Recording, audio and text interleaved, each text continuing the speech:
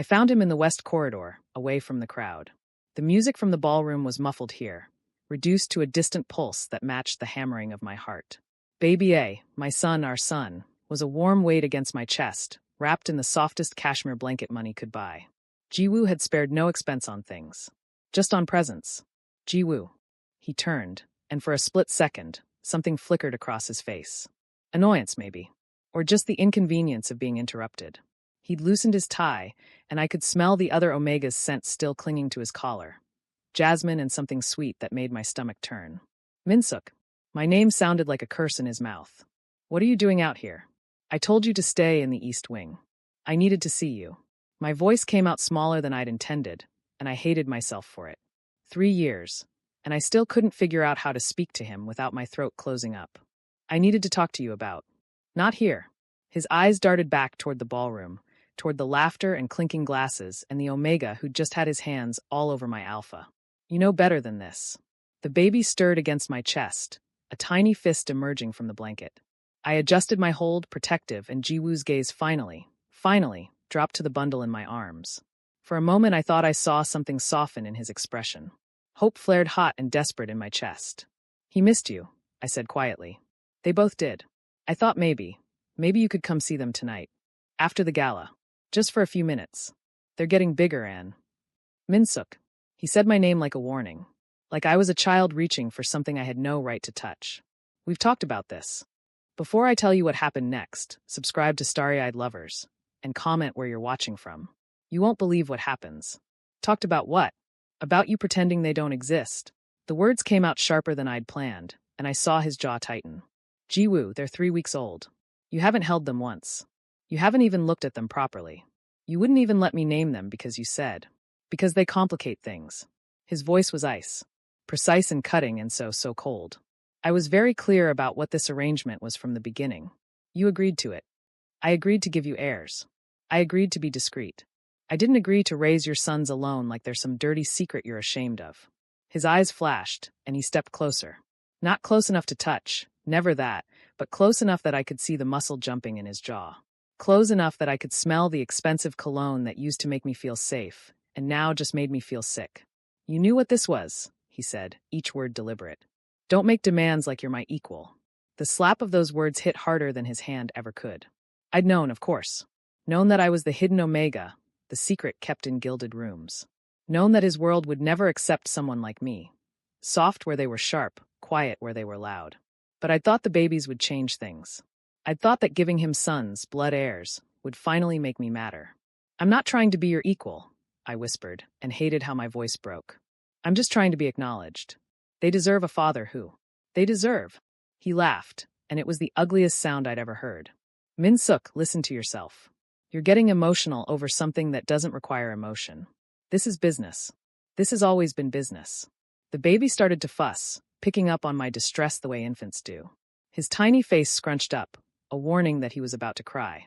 I rocked him automatically, the motion so ingrained after 3 weeks of solo parenting that I didn't even think about it. Business, I repeated numbly.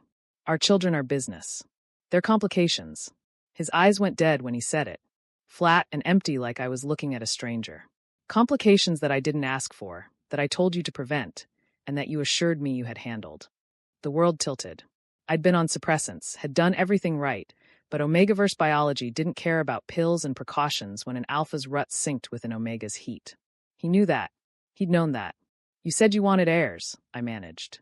You said. I said a lot of things. He straightened his cuffs, dismissive, already turning away. I say what I need to say to keep things running smoothly. Surely you understand that by now. The baby was crying now, real tears, and my hands shook as I tried to soothe him. Jiwoo glanced at us, at his son, his flesh and blood, and I saw nothing in his expression. No recognition. No regret. Nothing. Those are complications, Minsuk. Not commitments. There's a difference. They're your sons. My voice cracked completely. They're ours. How can you just go back to the nursery where you belong? He said it so casually, like he was dismissing a servant. Like we were nothing. Like we'd never been anything at all. And next time, don't embarrass yourself by leaving the wing. I have important guests tonight. He walked away. Just like that. Walked back toward the ballroom, toward the music and the laughter and the Omega who got to exist in his world while I rotted in the shadows. The baby screamed against my chest, and I stood there in the empty corridor, surrounded by marble and gold and the shattered pieces of every stupid hope I'd ever held on to. I'd given him everything. My body. My autonomy. My sons. And he'd given me nothing but a nursery to hide in and the cold certainty that I'd never mattered at all. The nursery was supposed to be my sanctuary. Soft cream walls, imported mobiles that played lullabies in 3 languages, blackout curtains that kept the world at bay. When I pushed open the door, still shaking from the corridor, still trying to quiet my son's tears, I expected the familiar smell of baby powder and the gentle hum of the white noise machine. Instead, I found my father sitting in the rocking chair. I froze. He never came here. Never acknowledged this part of the estate. Never spoke about his Omega son or the bastard grandchildren I'd produced. Seeing him here, in this space I'd carefully built to feel safe, felt like a violation. Father. I adjusted my hold on the baby, instinctively protective. What are you doing here? He didn't stand. Didn't even look at me directly, just stared at the empty crib where Baby B was still sleeping, oblivious to the fact that our entire world was about to shatter. Again. Sit down, Minsuk. I need to feed him first. He's been crying, Anne. The wet nurse can handle it. He gestured, and a woman I'd never seen before materialized from the shadows. She reached for my son with practiced efficiency, and every instinct I had screamed to refuse, to run, to protect. But you didn't refuse the head of the South Syndicate. Not even when he was your father. I handed over my baby and watched her disappear into the adjoining room. The door clicked shut. The absence of his weight against my chest felt like drowning. Sit. I sat. The door opened again, and they filed in one by one. Elder Choi with his liver-spotted hands and cruel mouth. Elder Park, who'd called me a disappointing waste of good genetics when I presented as Omega at 15. 3 more whose names I'd never bothered to learn because they'd never bothered to see me as anything more than a political inconvenience. The South Syndicate's inner circle, gathered in my nursery like vultures around carrion. There's been a development, my father said, and his voice had that flat quality that meant the decision was already made. That whatever came next, I was simply being informed, not consulted. The territorial dispute with the North has reached a critical point. We've lost the Harbor District, 2 major supply routes, and 6 men in the last month alone. I said nothing. What could I say? I knew nothing about syndicate politics. I'd been deliberately kept ignorant, raised to be decorative and fertile and silent. We've negotiated a treaty. Elder Choi leaned forward, his eyes glittering with something that made my skin crawl. A peace agreement that will end the bloodshed and restore our operational capacity. Peace. In our world, peace always had a price. What does this have to do with me? But I already knew. God help me, I already knew. You and the children will be transferred to the North Syndicate. My father said it like he was discussing a shipment of weapons. You'll be married to their boss, Min Jun. The ceremony will take place within the week. The room spun. I gripped the arms of the chair, trying to anchor myself to something solid while the floor fell away beneath me. Married. The word tasted like ash. You're giving me away. Like you're a valuable asset that can secure our survival, Elder Park interrupted. Which, for once in your useless life, you actually are. The twins, Elder Choi added, and there was something hungry in his expression. Blood heirs of the South Syndicate, raised in North Territory. It's brilliant, really. Living insurance that neither side will betray the treaty. If Min Jun moves against us, he kills his own stepchildren, heirs that carry our bloodline. If we move against him, we murder our own grandchildren. Stepchildren. They were talking about my babies like they were bargaining chips. Like they were things instead of people, tools instead of tiny humans who needed their mother. No. I stood, the chair scraping against hardwood. Absolutely not. You can't just... I won't let you use my children as... You have no say in this matter. My father's voice cut through my protest like a blade. You lost the right to make decisions when you spread your legs for an alpha who was never going to claim you. The cruelty of it stole my breath. My own father, looking at me with such complete disdain that I felt it like a physical weight. Ji-woo. I started desperate, grasping at anything. Doesn't want you. Elder Choi smiled, showing too many teeth. We already asked. He was quite clear that you and your complications are disposable. In fact, he seemed relieved we were handling the problem for him. Something inside me cracked. Splintered. Bled. The North boss agreed to the terms. My father continued, relentless. He'll provide protection, legitimacy, and a household befitting your new status. In exchange, you'll give him what all alphas want from omegas, compliance, heirs if he desires them, and a pretty face for public events. I already have children. My voice sounded strange, distant. I'm not some broodmare you can just. You're exactly that. Elder Park stood, straightening his suit. You're a womb with legs, boy. At least this way you'll be useful. The wet nurse returned with both babies, now quiet and swaddled.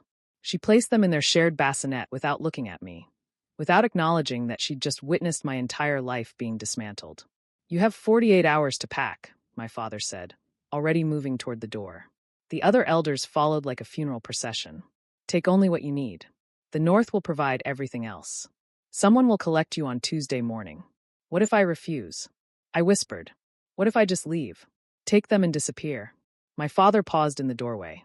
For a moment, just a moment, something almost like pity crossed his face. Then Jiwoo's people will hunt you down and take the children anyway. And you'll die knowing your sons are being raised by a man who sees them as mistakes. He adjusted his cufflinks. At least with the North, you'll be there to protect them. Isn't that what mothers are supposed to do? The door closed. The lock clicked. I stood in the silence, staring at my sleeping sons, and understood with perfect, devastating clarity. I'd never been free. Not really. I'd just been traded from one cage to another. The only question was whether this new cage would have a monster who'd bother to learn my name. The North Syndicate compound rose from the hillside like a fortress. All sharp angles and tinted glass, modern where the South Estate had been classical, cold where I'd known suffocating opulence. The car stopped at gates that looked like they could withstand a military assault, and I clutched both twins closer, feeling their warmth against my chest like the only real things in a world that had gone abstract and terrifying. 48 hours. I'd had 48 hours to pack 3 years of my life into suitcases, to memorize the nursery I'd built with such desperate hope, to say goodbye to the illusion that I'd ever mattered to the father of my children. I hadn't slept. Couldn't. Every time I closed my eyes, I saw Jiwoo's dead expression when he'd called our sons complications. Heard my father's voice reducing me to a womb with legs. Felt the weight of knowing I was about to be handed to a man whose reputation made Jiwoo look like a saint. Minjun, the silent wolf of the North. I'd heard the stories, everyone had. How he'd taken control of the North Syndicate at 23 by systematically eliminating every elder who'd questioned his authority. How he never raised his voice because he never needed to. How people who crossed him simply disappeared. Cleanly. Efficiently. Without the theatrical violence that Jiwoo favored. The gates opened. We drove through. I was going to be claimed by a man who killed people the way other men filed paperwork, and I had 2 helpless infants who depended on me to somehow survive this. My hands shook as I adjusted baby B's blanket, trying to stop the trembling before anyone noticed weakness. The car stopped. The door opened. I expected guards. Expected to be hauled out and presented like livestock at auction. Expected hands on me, rough and entitled. Expected to be dragged to some alpha's bedroom before I'd even seen where my children would sleep. Instead, a woman in her 50s with kind eyes and a professional demeanor offered her hand. Mrs. Shin, she introduced herself. Head of household staff. Let me help you with the children. I stared at her offered hand like it might be a trap. In my world, kindness was always a prelude to cruelty. I can manage, I said, too sharp, too defensive. She didn't push. Just stepped back and gestured toward the entrance. Of course. Please follow me. The boss is waiting. The boss. My new husband. The man who now owned me and my sons as surely as if we'd been purchased. I followed her through corridors that smelled like pine and something clean I couldn't identify. Not the heavy cologne and cigar smoke of the South Estate. Not the cloying sweetness of the flowers Jiwoo sent instead of showing up. Just clean. She led me to a study. Floor-to-ceiling windows overlooked the city, and the late afternoon sun painted everything in shades of amber and gold. A man stood with his back to us, hands clasped behind him, looking out at the view. Minjun. Even from behind, he radiated a kind of contained power that made my breathing shallow. Tall, broader through the shoulders than Jiwoo, wearing a simple black shirt and slacks that probably cost more than the entire nursery I was leaving behind. His dark hair was slightly too long, touching his collar. Sir, Mrs. Shin said softly. They've arrived. He turned, and I got my first real look at the man who now controlled my fate. Handsome didn't cover it. Sharp features that looked carved rather than born, dark eyes that tracked over me, and the twins with an intensity that made me want to hide. But there was something different in his gaze. Something that wasn't the hungry possessiveness I'd learned to recognize in alphas. He looked at me the way you'd look at something breakable that someone had handed you without warning. The silence stretched. Baby A started to fuss, picking up on my anxiety. I rocked him automatically, waiting for the order to put them down, to present myself, to submit the way Omegas were expected to submit. Where do you want the nursery? I blinked. What? The nursery. His voice was lower than I'd expected, calmer. He gestured toward Mrs. Shin without taking his eyes off me. East wing gets morning light. West wing is quieter. Your choice. Before I tell you what happened next, subscribe to Starry-Eyed Lovers and comment where you're watching from. You won't believe what happens. My choice. Like I was a person who got to make choices about where my children slept. Like this was a conversation instead of an order. I don't. I couldn't form words. Couldn't understand what was happening. He moved closer, and I instinctively stepped back. Something flickered across his face. Recognition, maybe. Understanding. He stopped immediately, maintaining distance. You don't need to be afraid, he said, and it wasn't a command. It was information. Like he was explaining something I might not know. I'm not going to hurt you. You don't have to lie. The words came out before I could stop them, bitter and exhausted. I know what I am. I know why I'm here. You don't have to pretend this is anything other than what it is. His eyes narrowed slightly. Not in anger, in assessment. What do you think this is? A transaction. I lifted my chin, trying for dignity even though my arms were full of babies, and I probably looked like exactly what I was, a used Omega being passed between alphas like property. I'm collateral. They're insurance. You own us now. I understand how this works. I see. He was quiet for a moment, studying me. Then he did something that made my entire understanding of the world tilt. He pulled out a chair from the desk and gestured to it. Sit. You look exhausted. It had to be a test. Some kind of trap where if I sat without permission, I'd be punished for presumption. I'm fine standing. Minsuk. The way he said my name, my actual name, not Omega or boy or any of the other dismissive things I'd been called, made something in my chest constrict. You've been traveling with 2 infants. You're tired. Sit. Please. Please. An alpha was saying please to me. I sat, mostly because my legs were shaking. He moved to the window, giving me space, giving me air to breathe. When he spoke again, his voice had that same calm certainty that I was starting to realize was just how he sounded. Not loud, not aggressive, just sure. The twins are 3 weeks old, he said. They'll need frequent feeding, temperature regulation, and a secure space. That's the priority. Everything else can wait. Everything else, I repeated numbly. He turned to look at me, and there was something in his expression I couldn't read. You expected me to claim you immediately, to assert ownership, to treat you the way you've been treated. It wasn't a question, but I nodded anyway. I'm not him, Minjun said quietly. Whoever taught you that you don't deserve basic respect, that you have to earn the right to be treated like a person, I'm not him. Baby B started crying, the real crying that meant he needed to be fed soon. I fumbled with the diaper bag, trying to find a bottle with one hand while holding both of them. Let me. Before I could protest, Minjun had crossed the room and taken the diaper bag. Not the babies, the bag. He found the bottle, checked the temperature the way someone who actually knew about infants would, and handed it to me. Our fingers brushed. I flinched. He stepped back immediately. Mrs. Shin will show you to your rooms, he said. The nursery can be set up wherever you're most comfortable. If you need anything at all, she has full authority to provide it. He moved toward the door, then paused. We'll talk more tomorrow, when you've rested. Wait, I didn't know why I stopped him. Didn't know what I wanted to ask. He looked back. Why? The word came out broken. Why are you being? Why aren't you? Because they're children, he said simply. Not bargaining chips. Not insurance policies. Children. His eyes met mine. And you're their parent. Not property. That matters. He left before I could respond. Before I could process what it meant that a man like him, a killer, a syndicate boss, someone who controlled an empire built on blood, thought I mattered. Mrs. Shin touched my shoulder gently. Come, let's get you and the little ones settled. East Wing really does have the most beautiful light. I followed her, babies in my arms, into territory I didn't understand. Where monsters asked where you wanted the nursery. Where Alpha said please. Where maybe possibly I might be allowed to breathe. The nursery Mrs. Shin had prepared in the East Wing was twice the size of the one I'd left behind. Floor-to-ceiling windows overlooked a private garden where cherry trees swayed in the evening breeze. The cribs were handcrafted wood, not the sterile white plastic Jiwoo's decorator had chosen. There was a rocking chair positioned to catch the morning light, blackout curtains for when the babies needed darkness, and a changing table stocked with supplies I recognized as the premium brands I'd requested, but never received at the South Estate. Someone had been paying attention to details I didn't think anyone cared about. I'd just finished feeding baby A when Minjun knocked.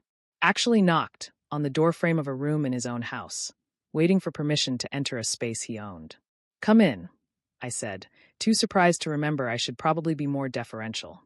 He entered slowly, telegraphing his movements like he was approaching something skittish. Maybe he was. I certainly felt like a cornered animal, waiting for the trap to spring. "I wanted to establish some ground rules," he said, staying near the door. "So we're both clear on expectations. Here it comes, I thought. The list of demands. When I was available for his use.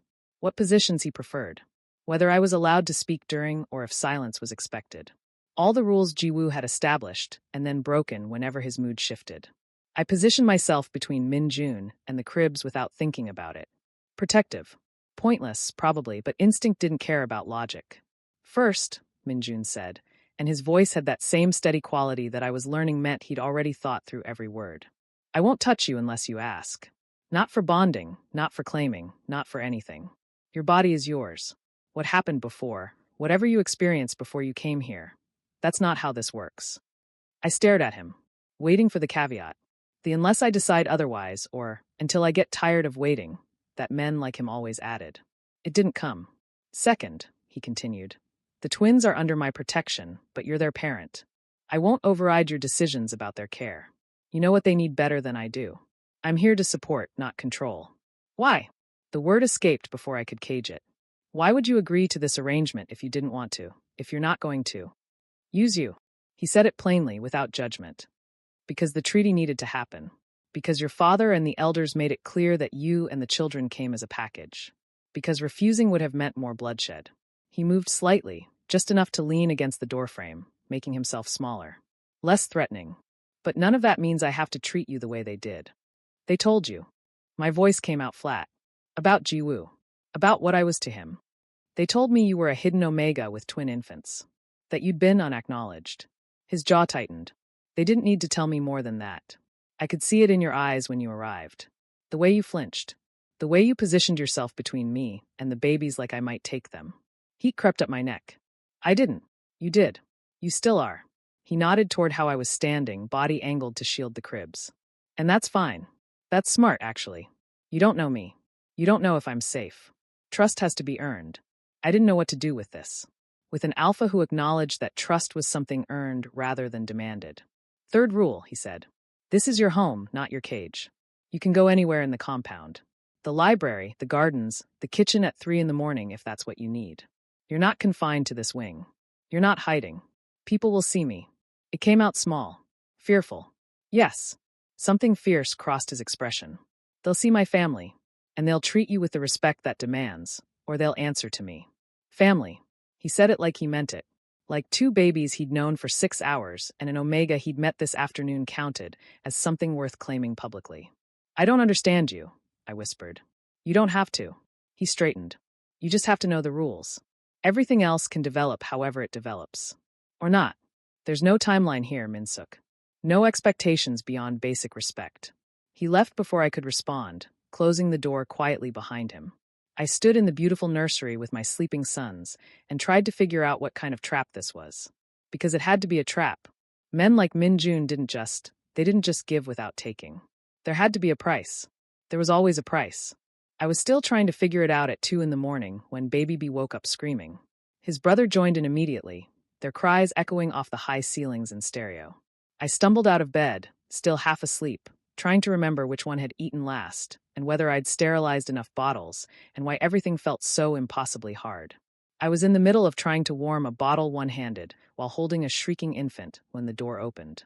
Minjun stood there in sleep pants and a t-shirt, hair mussed, looking completely unbothered by the fact that it was 2 in the morning and my children were screaming loud enough to wake the entire compound. "I heard," he said simply. "Can I help?" "You don't have to." "I know I don't have to." He was already moving into the room, already reaching for Baby A with hands that looked too large to hold something so small, but somehow knew exactly how to support a newborn's head. "I want to."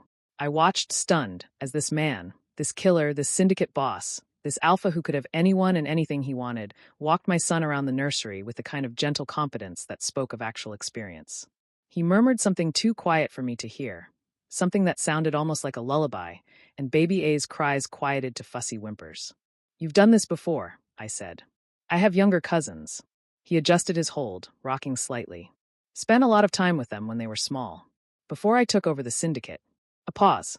Before things got complicated. The bottle finished warming. I tested it on my wrist, perfect temperature, and settled into the rocking chair with baby B.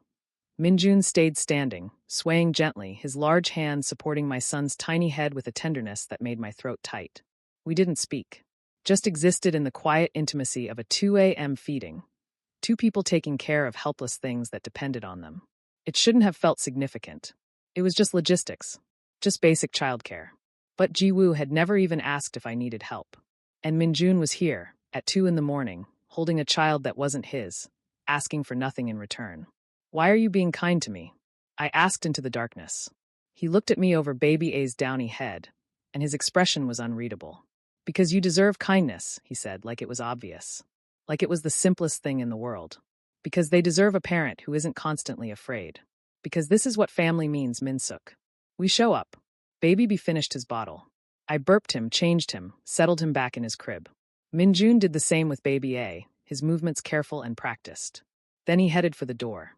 "Minjun." He paused. "Thank you." He didn't smile exactly, but something softened in his expression. "Get some sleep. I'll listen for them if they wake again." "You don't." "I know. But I will anyway." He closed the door, and I sat in the darkness of my beautiful new nursery, trying to reconcile everything I knew about men like him with the reality of what I'd just witnessed. Maybe the trap wasn't coming. Maybe this was just what he'd said it was: boundaries, respect, showing up.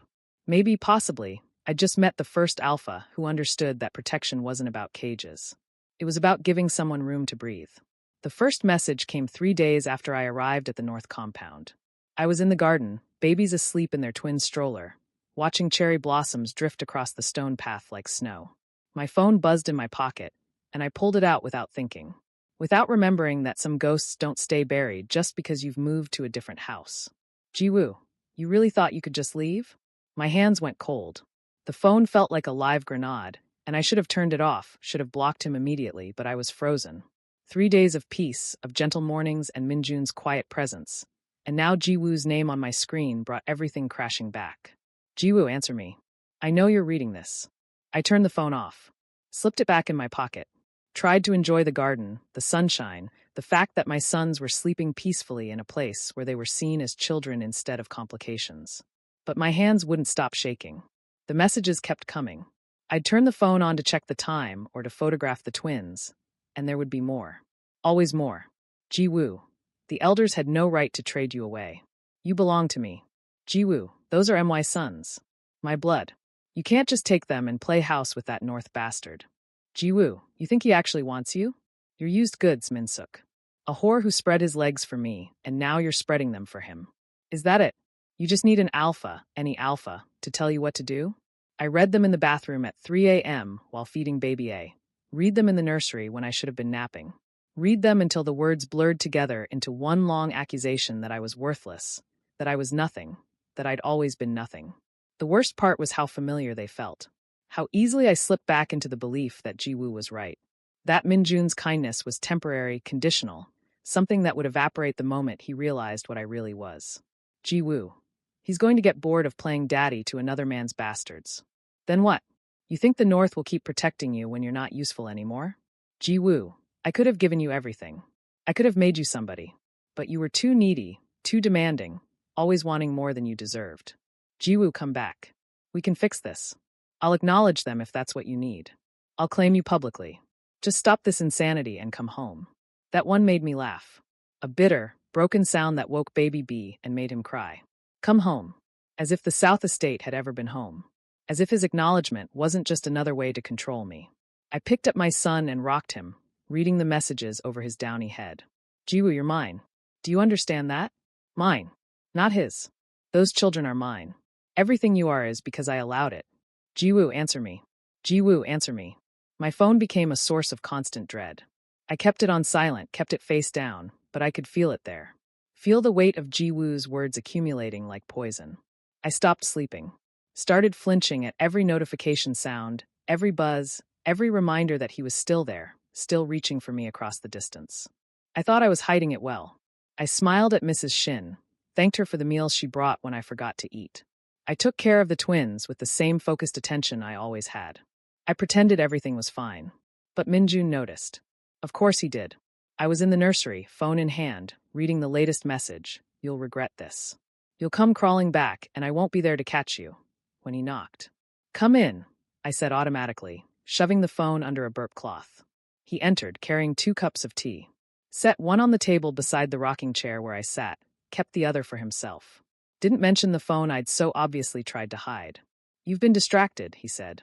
Not an accusation. Just an observation. I'm fine. Minsuk. He settled into the chair across from me, long legs stretched out, completely at ease in a way I envied. You don't eat unless Mrs. Shin brings food to you. You're not sleeping. I can hear you pacing at night.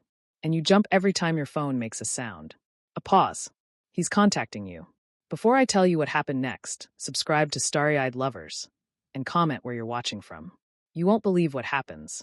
It wasn't a question, but I nodded anyway. There was no point in lying. What's he saying? It doesn't matter. It matters if it's affecting you like this. Minjun's voice stayed level calm, but there was something underneath it. Something protective. Show me. No. Minsuk. You'll go to war over it. I met his eyes.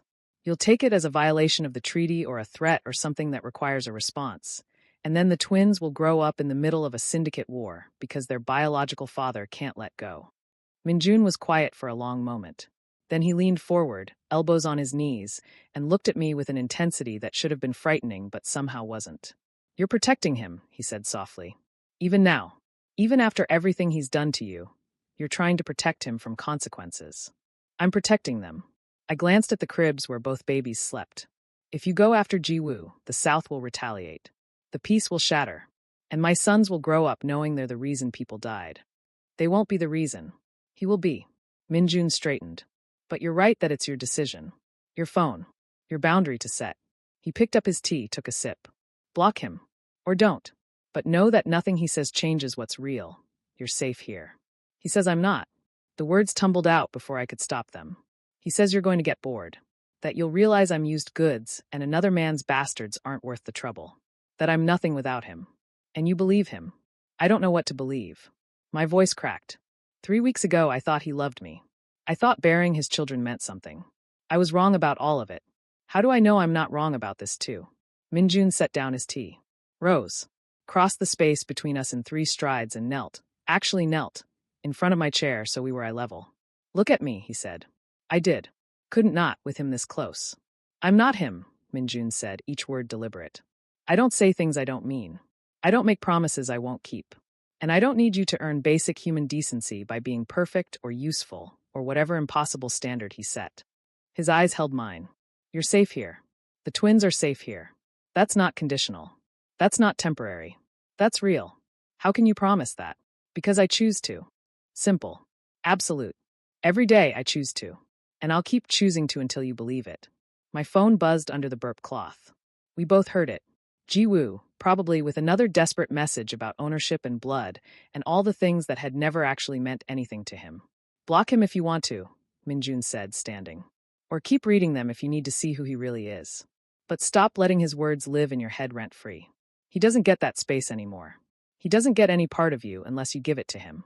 He left, taking his tea with him, leaving mine cooling on the table. I pulled out my phone. Read the new message. I made you. Without me, you're nothing. And for the first time, I saw it for what it was. Not truth. Just the desperate gasping of a man who'd lost something he'd never valued until it was gone. I didn't block him. Not yet. But I turned off notifications. Silenced his number.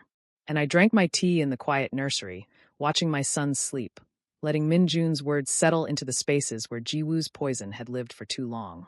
You're safe here. Maybe it was time to start believing it. It happened at midnight on the 10th day. I'd been doing so well. Settling into routines, learning the rhythms of the North Compound, even sleeping for more than 2 hours at a stretch. The twins were thriving. Baby had smiled for the first time that morning, and I'd actually felt something like hope unfurling in my chest. Then I'd made the mistake of checking my blocked messages folder. 43 messages from Jiwoo. 43 variations of the same theme. I was his, the twins were his. Minjun would eventually tire of playing house with damaged goods. The most recent one had a photo attached, the South Estate nursery, now converted back into a guest room. Like we'd never existed at all. Like those 3 years had been erased as easily as removing a crib and repainting walls. I'd held it together through dinner, through bath time, through the evening feeding and the careful routine of putting 2 tiny humans to sleep. But when Baby B woke at midnight screaming, something inside me just broke. I tried. I picked him up, walked him around the nursery, made all the soothing sounds that usually worked. But I was crying too, silent tears streaming down my face while my son wailed in my arms, and I couldn't stop thinking about Jiwoo's messages. About how easily I'd been erased. About how Minjun would eventually do the same because that's what powerful men did. They used you up and moved on. The door opened. Minjun, of course, because he always seemed to know when I needed help even when I couldn't admit it. "Give him to me," he said quietly. I should have protested. Should have said I could handle it. Instead, I just handed over my screaming son and collapsed into the rocking chair like a puppet with cut strings. Minjun walked the perimeter of the nursery, Baby B against his shoulder, his large hand supporting the tiny head with practiced ease. He didn't ask why I was crying, didn't demand explanations, just took care of my son while I fell apart in the corner. "I don't understand why you're doing this," I said into the darkness. My voice sounded wrecked. "I don't understand what you get out of it." "Out of what?" "This. All of this." I gestured vaguely at the nursery, at him, at the life he'd given us. "You could have anyone. You could have an Omega who wasn't broken, who didn't come with another man's children, who could actually be a proper partner instead of just this." Baby B's cries were quieting. Minjun swayed gently, his movements hypnotic in the dim glow of the nightlight. "You think you're broken," he said. "Not a question. I know I am." The words tasted like ash. 3 years, Minjun.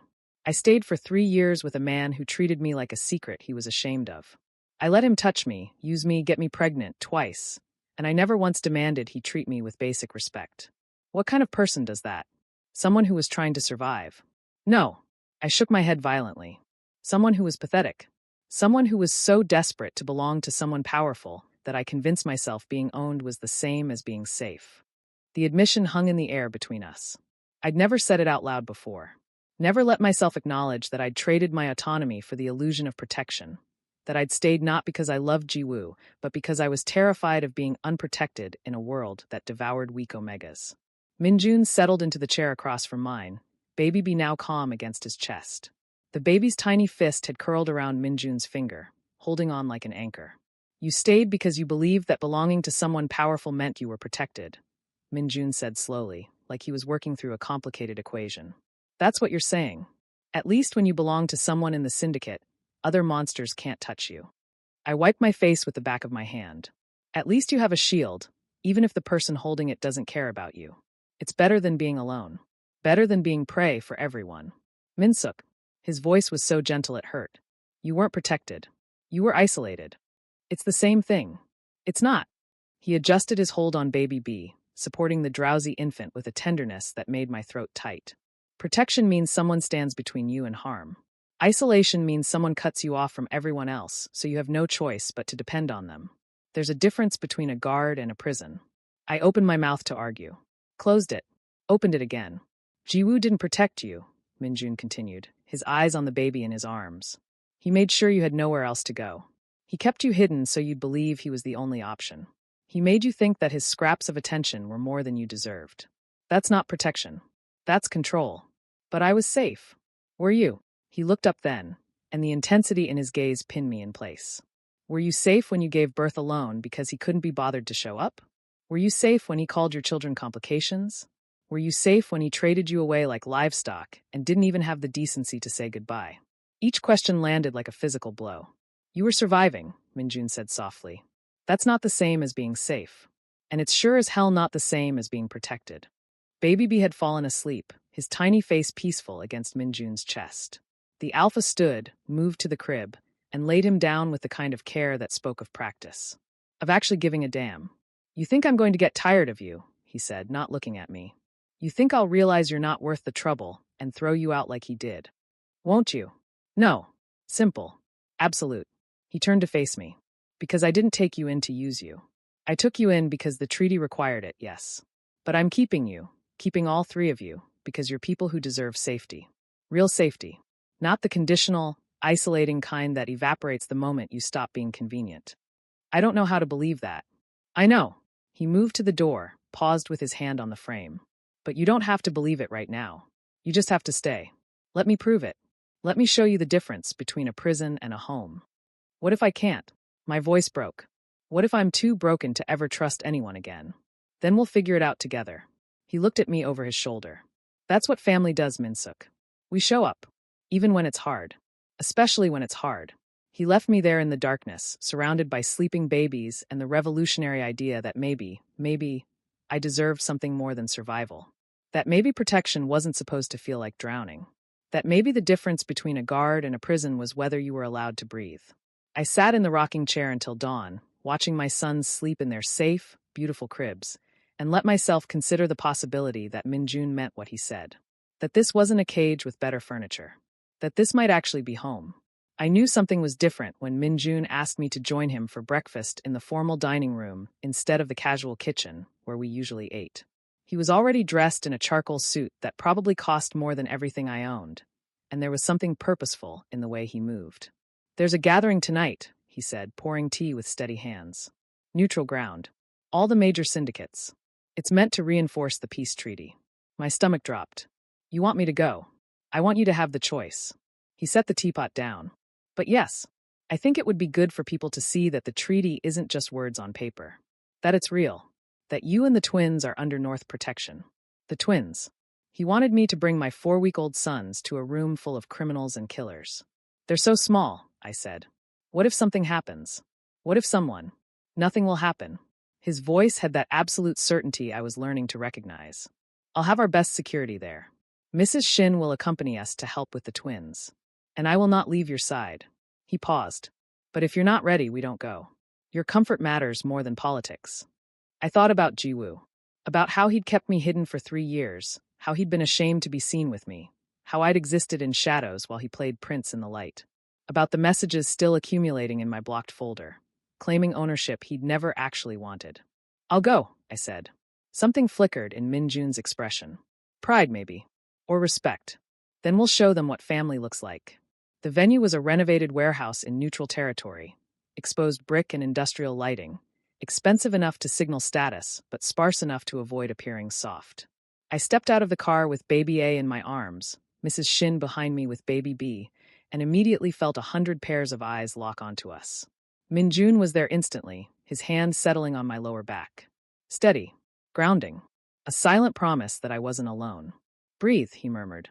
You belong here. We walked in together, and I tried not to think about how different this was from every event I'd attended at Jiwoo's side. How I'd always entered through back entrances, waited in side rooms, existed in the periphery where no one would question my presence. How I'd been a secret to protect rather than a person to acknowledge. Minjun led us straight into the main hall. Before I tell you what happened next, subscribe to Starry-Eyed Lovers, and comment where you're watching from. You won't believe what happens. The room went quiet. Not completely. Conversations continued in pockets, deals were still being made in corners. But there was a noticeable shift. People turning to look. Assessing. Calculating what it meant that the North boss had brought an Omega and 2 infants to a syndicate gathering. Elder Choi from the south was there, his expression unreadable. Elder Park. My father, who looked at me like I was a stranger. And in the back, leaning against a pillar with a glass of whiskey and eyes like knives. Jiwoo. Our eyes met across the room, and I saw everything I needed to see. The possessive rage. The disbelief that I was here, public and visible, holding our sons. The barely controlled fury of a man who'd thrown something away and couldn't understand why someone else had picked it up. Minjun felt me tense. His hand pressed more firmly against my back. Stay with me, he said quietly. We moved through the room like we owned it. Because Minjun did, in a way. Own the space, own the attention, commanded respect without ever raising his voice. People parted for us. Nodded respectfully. Some even smiled at the twins, genuine smiles that suggested they saw babies instead of political pawns. We reached the center of the room, where the major syndicate heads had gathered. Minjun didn't hesitate.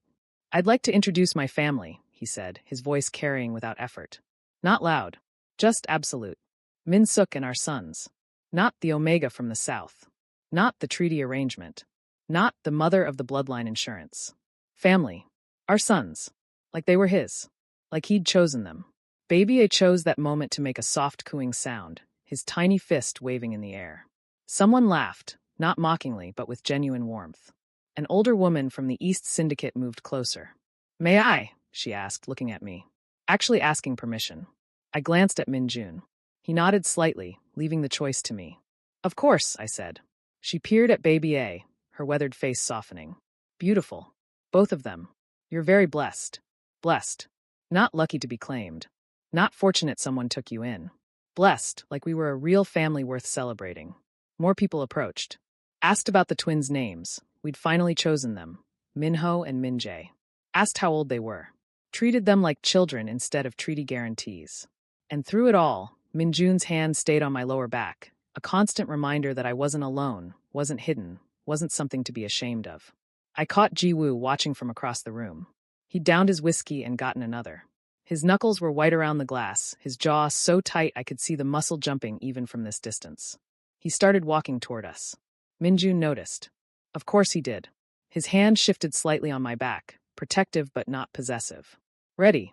Ji-woo stopped a few feet away, his eyes raking over me with an intensity that used to make me shiver. Now it just made me tired. "Min-suk," he said. My name sounded wrong in his mouth. "You look well." "Thank you."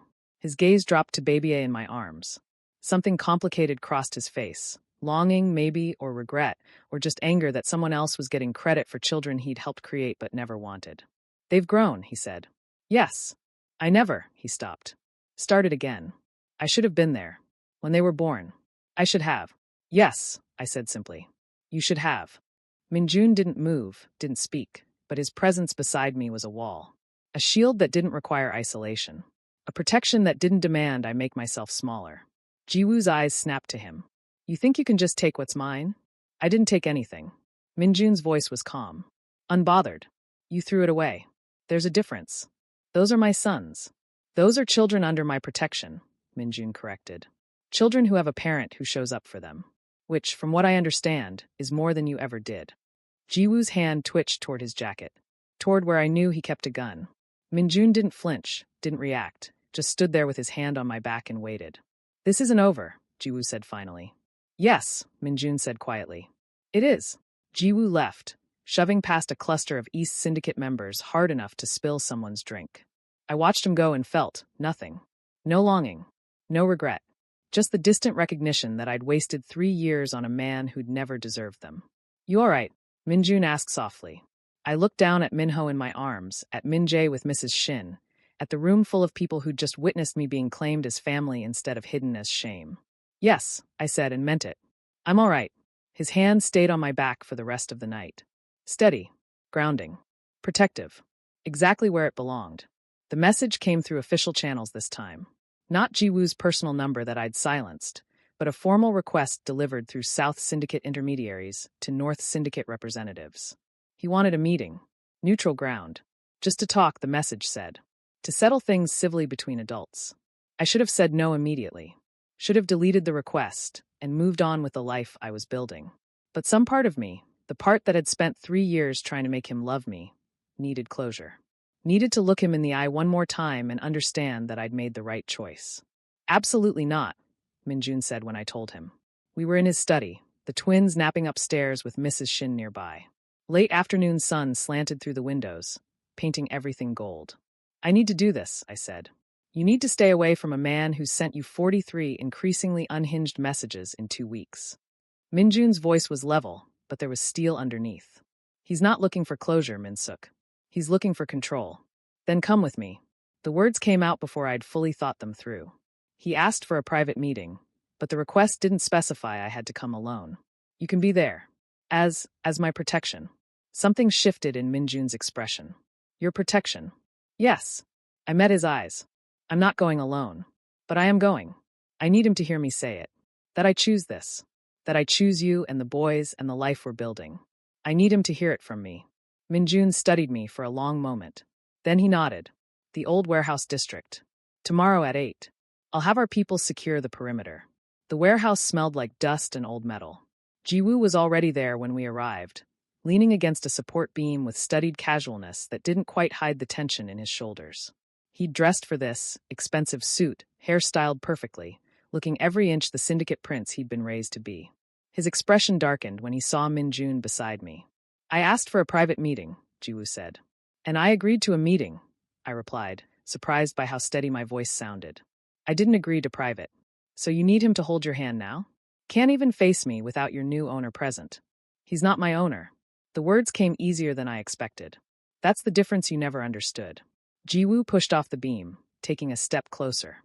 Min-jun shifted almost imperceptibly, positioning himself slightly in front of me. Not blocking me, not taking over, just present. "I want my sons back," Jiwoo said bluntly. "This has gone on long enough. The treaty is signed, the territories are settled. There's no reason for them to stay in North custody." "North custody," I repeated. "Is that what you think this is? What else would it be?" Jiwoo's laugh was bitter. "You think he actually cares about you? About them? He's using you, Min-suk. Using you to secure the treaty, to make himself look magnanimous. The moment it's politically convenient, you'll be out. But I'm their father. I have rights." "Rights." The word exploded out of me. "You have rights? You didn't want them. You called them complications. You wouldn't even hold them." I made mistakes. For the first time, something that might have been genuine emotion crossed Jiwoo's face. "I was scared, all right? I didn't know how to be a father. But I'm ready now. I can do better. We can try again." "No. Min-suk. Their names are Minho and Min-jae." My voice shook, but I kept going. "Do you even know that? Do you know which one has the birthmark on his left ankle? Which one hates being swaddled? Which one cries when he's overtired versus when he's actually hungry?" Jiwoo's jaw tightened. "I haven't had the chance. You've had 6 weeks. 6 weeks to ask. To visit. To show even the smallest interest in who they are as people instead of what they represent as heirs." Tears burned behind my eyes, but I refused to let them fall.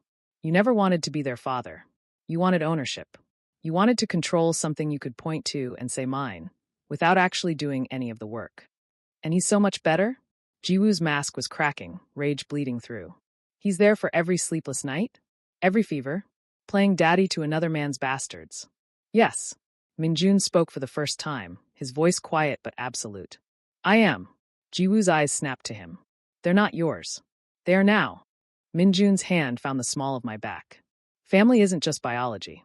It's showing up. It's 3 a.m. feedings and changing diapers and learning the difference between tired cries and hungry cries. It's being there, which you never were. You self-righteous," Jiwoo took a step forward. "You stole them. You stole My Omega, my sons, my family. I was never yours." The words ripped out of me. "I was your secret. Your shame. The thing you used when it was convenient and hid when it wasn't. You didn't lose me, Jiwoo. You threw me away. And now you're angry because someone else saw value in what you treated like trash." His hand moved. Fast. Reaching for me with that same possessive grip he'd always used, like if he could just get his hands on me I'd remember my place. Remember that I belonged to him. Min-jun moved faster. One moment Jiwoo was lunging forward. The next he was on the ground, Min-jun's hand wrapped around his throat, the cold press of a gun barrel against Jiwoo's temple. No dramatic flourish. No raised voice. Just lethal efficiency that happened so quickly I barely registered the movement. "Don't," Min-jun said calmly. "Don't touch him. Don't threaten him. Don't even look at him wrong. Are we clear?" Jiwoo struggled. Min-jun pressed harder, and Jiwoo went still. "He's been there for every sleepless night," I said, my voice surprisingly steady as I looked down at the man who'd once made me feel so small. "Every fever. Every cry. He knows their names. He knows which lullaby calms Min-jae and which bottle Minho prefers. He's been there. You never were." "I could kill you right now," Min-jun said conversationally. "It would be easy. Justified, even you attacked first. Self-defense." He released the pressure slightly. "But you're not worth breaking the peace over. You're not worth the paperwork. You're not worth anything, really. Because you already lost everything that mattered." He stood, removed the gun, stepped back. Jiwoo coughed, rolled to his side, rage and humiliation warring in his expression. "This isn't over," Jiwoo rasped. "Yes," I said quietly. "It is." Min-jun's hand found mine. We walked out of that warehouse together, leaving Jiwoo on the concrete floor with nothing but his wounded pride and the growing realization that ownership without care was just another word for nothing. I didn't look back. I didn't need to. I was already home. We didn't speak on the drive back to the compound. Minjun's hand stayed wrapped around mine, steady and warm, while I stared out the window at Seoul's lights blurring past. I kept replaying the warehouse, Jiwoo on the ground, the cold efficiency of Minjun's protection. The moment I'd finally said everything I'd needed to say for 3 years. I felt hollowed out. Empty in a way that wasn't painful, just clean. Like I'd finally set down a weight I'd been carrying so long I'd forgotten what it felt like to stand up straight. When we got home, Mrs. Shin met us at the door with a knowing look. "The boys are asleep," she said gently. "I'll stay the night if you need me." "Thank you," Minjun said. "But we're fine. Get some rest." She left, and suddenly it was just us in the quiet entryway. Minjun released my hand, and I felt the absence like cold water. "Garden?" he asked. I nodded. The cherry trees were in full bloom now, petals drifting across the stone paths like snow. We sat on the bench where I'd received Jiwoo's first message, where I'd started this journey from one prison toward something I still didn't fully understand. "You did well tonight," Minjun said. I told him the truth. Finally. That took courage. He was quiet for a moment, then turned to face me fully. "I need to tell you something. Give you something, actually." My stomach tightened. Here it comes, I thought. The other shoe. The revelation that this had all been temporary, conditional, contingent on. "You're free to go." The words didn't make sense at first. I stared at him, trying to parse them into something that fit the world I knew. "What?" "You and the twins." His voice was steady, certain, like he'd thought through every word. "The treaty is secure. Jiwoo won't challenge it, not after tonight. Your father and the South elders have what they wanted, which means the political necessity of this arrangement is resolved." He paused. "You can leave. Take the boys. North Syndicate protection goes with you, wherever you choose to go. A house, security, financial support, all of it. No strings attached." "You're sending me away?" The words came out small, broken. "No." He shifted closer, his eyes intense. "I'm giving you a choice. Real choice, not the illusion of it. You can leave, build a life somewhere safe, raise your sons away from syndicate politics, be free. Or," he stopped, "start it again. Or you can stay. Not because you have to. Not because you're trapped or afraid or believe you have no other option. But because you want to. Because you choose to." I couldn't breathe. "You're letting me choose. I'm giving you the freedom I should have given you from the start." His hand found mine again, gentle. "You've spent your whole life being traded between powerful men who treated you like property. I won't be another link in that chain. If you stay, it's because you want this. Want us. Want to build something real together." Tears spilled over, hot and fast. "What if I'm not ready? What if I don't know what I want yet? Then you figure it out here, with full support and no pressure. Or you figure it out somewhere else.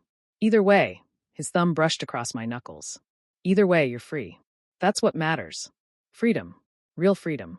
Not the conditional kind that evaporated when you stopped being useful. Not the isolating kind that required you to give up pieces of yourself. Just freedom." "I choose to stay," I whispered. "Min-suk. I choose this. Stronger now. I choose you, and the life we're building, and the fact that you're asking instead of taking. I choose mornings in the garden and 2 a.m. feedings, and the way you learned their names before they were a week old. I choose," my voice broke.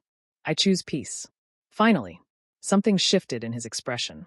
Relief, maybe. Or joy so quiet it almost looked like pain. "Then let's make it official," he said. "Not a treaty arrangement. Not political theater.